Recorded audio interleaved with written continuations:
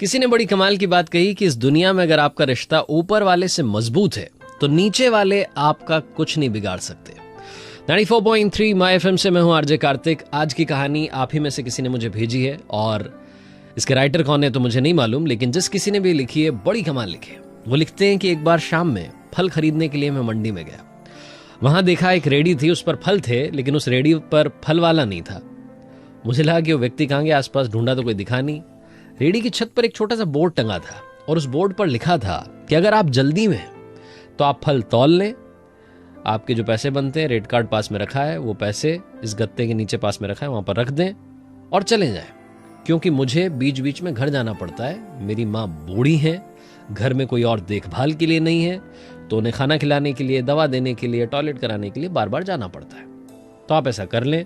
एक लाइन और नीचे लिखी थी कि अगर आपके पास में पैसे नहीं है तो आप मुफ्त में ले जाएं, आपको इजाजत है। कि पढ़ने के बाद में मुझे लगा कि ये कौन हो सकता है जिसने आज के जमाने में इतना विश्वास लोगों पर कर लिया। फिर भी मैंने आसपास देखा, कोई मिला नहीं था, तो मैंने प्राइस लिस्ट में से देखा भाई किसका कितना प्राइस था। 2 किलो एप्पल ले लिए, 1 डजन केले ले लिए। जो पैसे बनते थे वो जो गत्ता रखा था वहां पर उसके नीचे रखे, तो वहां पर देखा पहले से पैसे भी रखे हुए थे। 100 रुपए का नोट था, 10-10 के, 20-20 के नोट रखे हुए थे, 50 के नोट थे। तो मुझे लगा कि हाँ भैया लोग जो हैं ये कर तो रहे। शाम में मैं अपने घर आ गया, आकर के खाना वाना बनाया। खाना खा करके मैं घूमने के लिए फिर से निकला रात में। तो रेडी वाला मुझे दिख गया। वो एक व्यक्ति जो था धक्का लगाते उसको ले जा रहा था, कमजोर सा था, फटे पुराने कपड़े पहने हुए थे। मैंने आवाज दी तो उसने कहा बाबू साहब अब फल नहीं है, आप कल आइएगा। तो मैंने कहा कि फल तो ले लिए, पैसे भी रख दिए थे गत्ते के नीचे, आपसे कुछ बात करना चाहता हूँ। उनको लेकर के मैं ढाबे पर गया। बोले खाना वाना खाओगे? बोले नहीं। तो हम दोनों ने एक चाय मंगा ली। चाय पर थोड़ी चर्चा चलने लगी तो मैंने नाम पूछा, फिर पूछा कि ये जो कहानी है आपकी बोर्ड वाली, आप ऐसे रख करके चले जाते हैं, रेडी छोड़ करके चले जाते हैं, आपको नहीं लगता कि आपका सामान ये फल वल जो है चोरी हो जाएंगे, पैसे चोरी हो जाएंगे?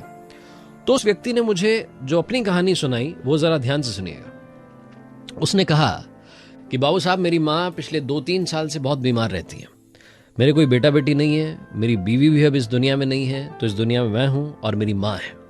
तो मैंने एक दिन अपनी माँ से कहा, उनके पैर दबाते हुए, कि माँ आप मुझे बहुत बार बार कहती हैं कि भाई घर में रहा कर, तू चला जाता है तो जी घबराता है, मन नहीं लगता, लेकिन आप समझो कि मेरे पास में पैसा नहीं है। अगर मैं घर में रहूंगा तो पैसा कमाएगा कौन, आपकी देखभाल कैसे होगी? तो मेरी माँ ने, वो ऊपर वाले में बहुत यकीन रखती हैं, उन्होंने ऊपर वाले को याद करके कहा कि बेटा एक काम कर, तो रेडी को वहां मंडी में छोड़ करके आ जाया कर और एक बोर्ड लगा दे, उस पर लिख दे सारी कहानी, और तू देख शाम में जब तू वापस लेने के लिए जाएगा तेरा 1 रुपया ऊपर नीचे नहीं होगा। मैंने अपनी माँ से कहा कि क्या आइडिया दे रही हो, मतलब आप सोच भी रही हो क्या बोल रही हो?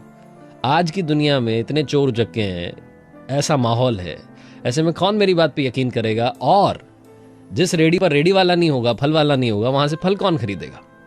मेरी माँ ने कहा फालतू की बात मत कर, ऊपर वाले को याद कर, हमारी किस्मत में जितना बनता है वो अपने आप हमारी किस्मत में आ जाएगा। उस दिन के बाद से बाबू साहब 2.5-3 साल हो गए हैं, रोज ये करता हूँ। सुबह जाता हूँ रेडी पर, फल वल जो है वो रेडी वहीं पर छोड़ करके आ जाता हूँ और शाम में जाता हूँ सीधा।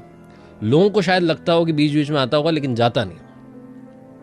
और आप यकीन नहीं करोगे, मतलब रोजाना 1 रुपया ऊपर नीचे नहीं होता, उल्टा रुपये ज्यादा मिलते हैं। कई बार लोग माँ के नाम पर कुछ और वहां पर ज्यादा रुपए रख जाते हैं। कई बार छोटे छोटे बच्चे माँ के लिए खाने पीने की चीजें रख जाते हैं। एक बार छोटी बच्ची पुलाव रख के चली गई, साथ में पर्ची रख के चली गई, ये आपकी मम्मी के लिए।